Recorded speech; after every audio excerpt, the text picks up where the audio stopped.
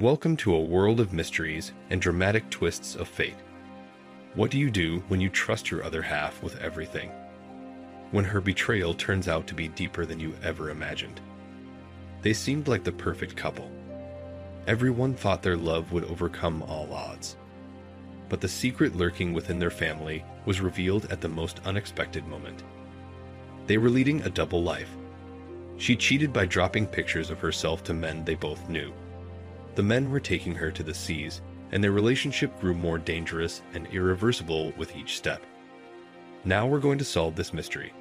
Prepare for a terrific dive into the dramatic fate of a cheating wife, where every step can change everything.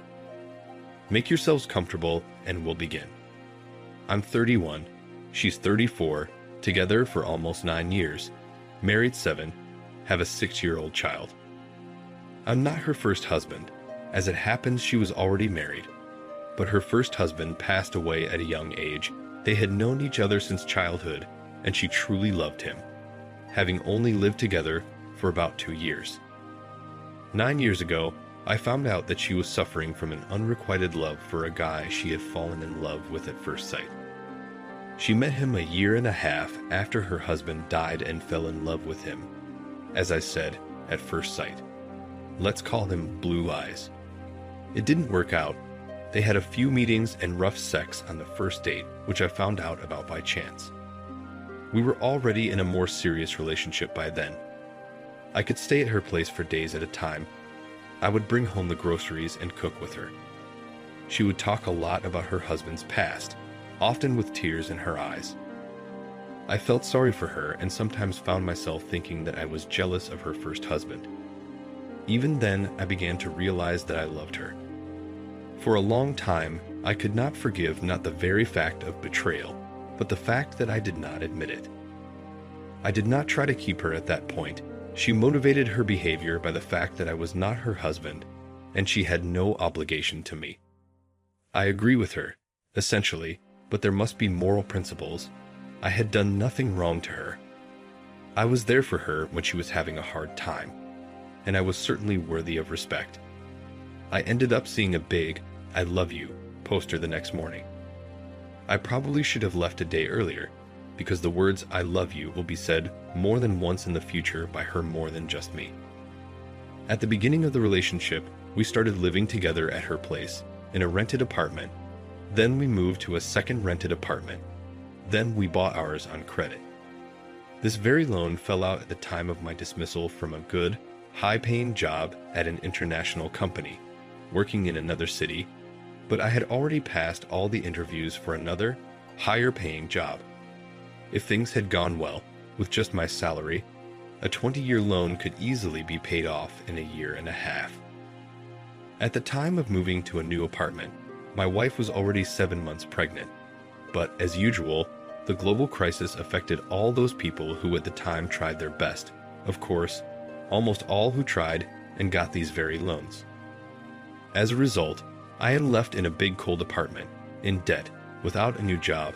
A vacancy was canceled due to the crisis. With a pregnant wife, plus, for full sarcasm, a big fence falls on our first car line, but it's just been hard. Anyway, any way you slice it, we all went through it together. I couldn't find a decent job for 3 years. Credit was hard to come by. After giving birth, she pulled away from me a lot in terms of sex. In fact, it was an extreme rarity. I often began to be accused of not helping out at home with household chores, even though for the first 6 months or more. My wife didn't even know the size of the baby's cap. I did absolutely everything. Was even at a partner delivery, wanted to support my wife. She's a bit of a fear-monger in that regard. Everything went great. In fact, the issue of domesticity came up because I couldn't find a job.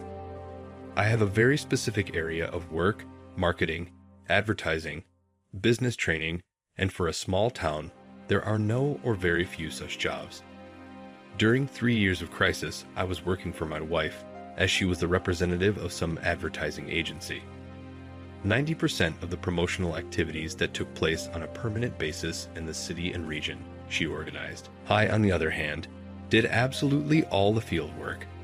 She came in with the project, selected the staff, wrote schedules, wrote some of the reports, handled almost all the communication with the office. I, on the other hand, negotiated the staff, supervised the field, signed contracts, handled the logistics of all the promotional materials, and did all the field organizing. These together were the money we earned and allowed us to pay the loan. As it turned out, I was sitting on her neck for more than 3 years. Realizing that she could not do such a tremendous amount of work on her own just no way, instead of paying someone, it was more profitable to make it a family business, rather than me going to a low-paying job and spending there all day bringing home pennies. Here, I understand, was not a question of finances, but of the future in general. I wasn't really developing for her. She was used to seeing a young, promising, smart guy, and she ended up seeing her assistant. Albeit, yes, well-versed in absolutely all the intricacies of the job, but still an assistant, not a leader and not the head of the family. Over time, I ran several of my own long-term projects, earning between $300 and $600 a month. It was hard to do both my and her projects, but I had to. I had a family, and she could always help me with my projects, but she almost never did. We lived with such a crazy workload for 2 more years, the relationship began to deteriorate. I realized that I no longer satisfied her, not as a romantic man, not as a leader husband.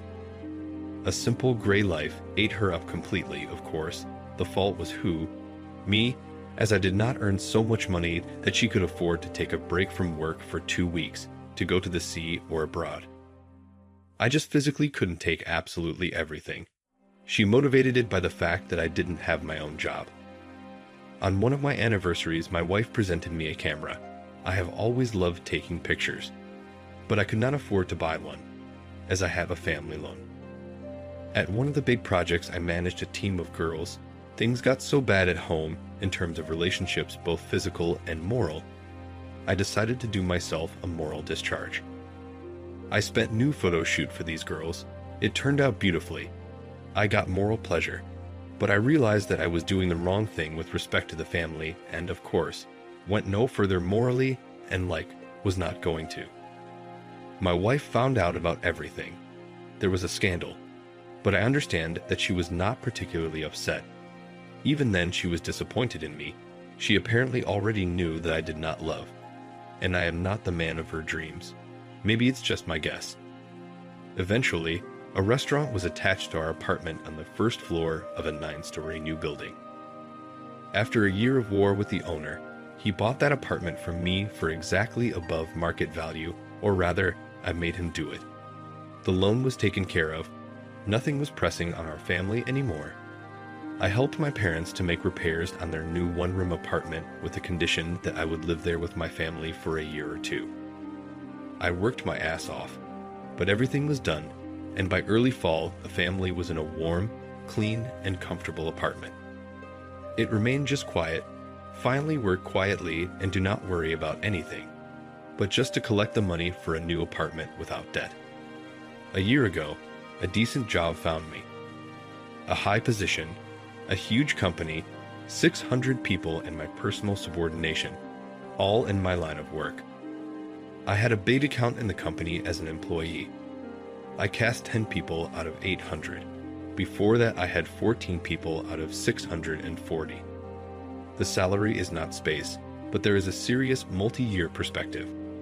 And then, lo and behold, I find out that my wife is having a virtual affair with an old acquaintance of hers, an affair that has lasted over a year, quite stormy with all the elements. Married and male, 39 years old, 2 children, turned out not to be his, but from his wife's previous marriage. Hacking into all of her email accounts and websites, I find love correspondence from the last 9 months. I am, naturally, shocked. Next, I will link the emails to the last year of our life together. In February, I was 30 years old. My wife was organizing a celebration, invited all our friends. The week before, there was a scandal. First of all, I had $1,005 to spare at the time, and I was determined to accumulate funds to buy a new apartment. Secondly, Subconsciously, I began to notice that something was going on, and realized that her birthday was not doing it for me, but for herself. I asked her directly if she had anyone, and she answered emphatically that she did not, accusing me of ingratitude. In correspondence, on the eve of my birthday, she wrote him crazy letters with declarations of love and gave him gifts. Then in the mail, I found a picture of a gold cross. It is possible that this cross was not addressed to me. I do not know. In my 30s, I haven't heard a single word of thanks from my wife for what I've been around all this time. As a result, I am once again left with no money to spare, but everyone thanks my wife for such a wonderful holiday. When we moved into my parents' new apartment, they live across the street. I understood that she didn't want to move, but I didn't understand the reason. Now I suspect that she was ready to end our relationship even then. After living in a new apartment for a month, she admitted to me that she didn't love me and had never really loved me, and it was only about our relationship and nothing else. The whole year was good only for sex, really good. I thought she had less work now and that she didn't mind making love more often, but it turned out that neither I nor her work had anything to do with it. During this year, she has been to the sea twice, once with the child, the second time with a friend abroad. I, naturally, worked all that time. At the same time, when she went abroad, only on the fourth day she let me know that she was doing well, and again accused me of why I was cursing, saying that the internet in Turkey is expensive and the call is also expensive. I do understand that she did not give a damn about me. I cannot find another word.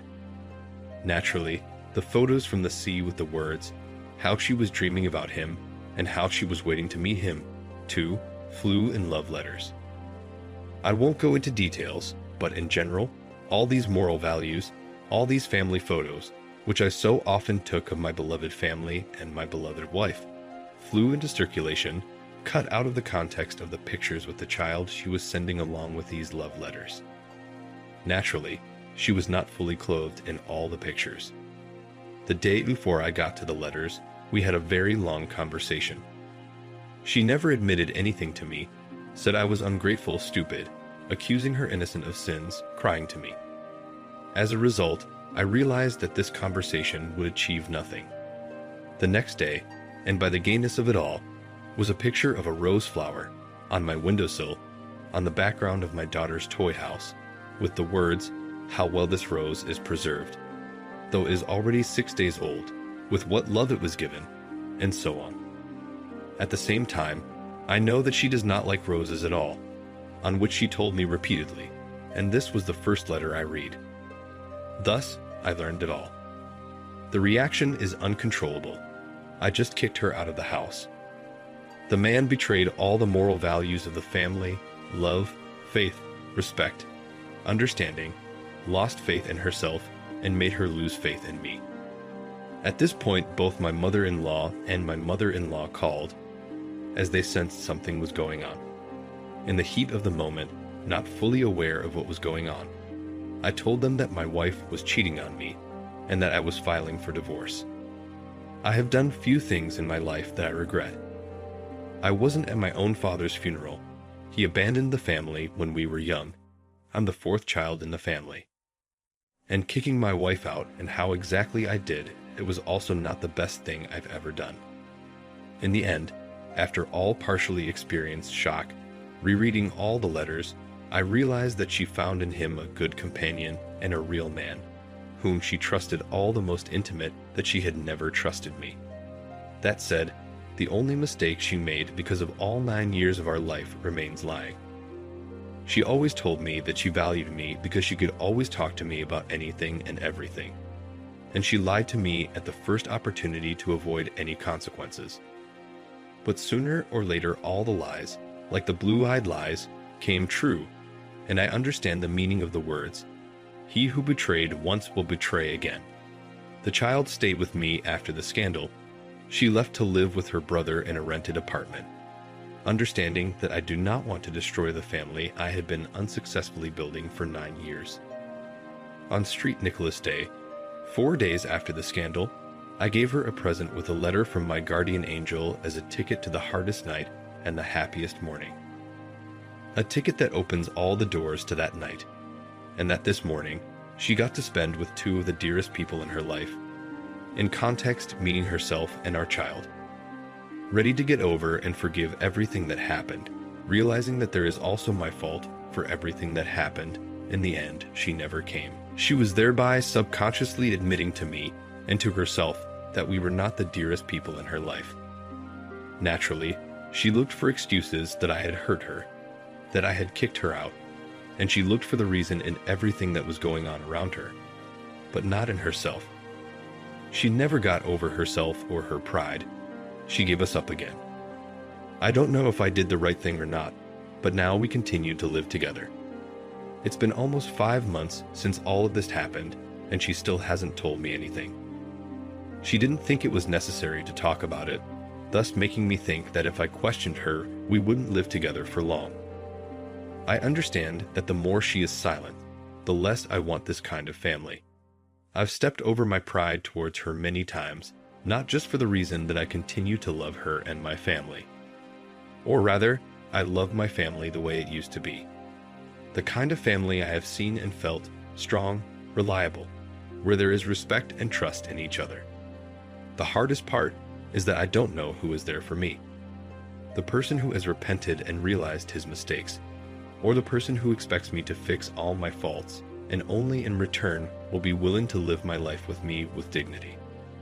What am I doing wrong, and is it worth doing anything at all? I will be grateful for advice, and please do not judge me strictly. Dear listeners, friends, there are 2 important messages that I want to share with you. First, it is caused by the fact that very often I hear insults in my address under our videos, namely that I am the author, I have acted as a deer, and so on. I want to remind you all, I have never once posted my personal story on the Fate Drama channel. Ever. Also, it's doubly frustrating that I collect these stories for you. They're pretty hard to find, especially the interesting and long ones. You don't want to watch a 3-minute video, do you? And in general, I'm not forcing anyone to listen to our videos, our stories. There are thousands of people who like it. You can see it in the comments. You can see it in the likes and subscribers to this channel. And now for the second message, a couple of thoughts on today's story. Of course, it's sad to see how old he was there. At least one seems like a 31-year-old man. Yes, even a guy. He's just driven by his woman and wife, who cheats on him brazenly like a March cat. And he keeps running after her and talking about how she seems unrepentant. Seems I don't know what to do. Seems. It makes me angry to hear stories like this about young guys who have their whole lives ahead of them. And they've got themselves stoned into some raging creature, cheating on them left and right. Do you agree with me? If so, I don't know there. Write something in the comments. Yes, see how many like-minded people there are. Of course, the best way out, dear author, would be if you took your will in your fist. Not to say otherwise, that you should take it in your fist, and just leave this woman. She is cheating on you brazenly in a dumb way, and will continue to do so. I guess even after the first time, you should have thought about it, don't you think so? Author. Friends, and I thank you in advance for the good likes, subscriptions, and comments on this video.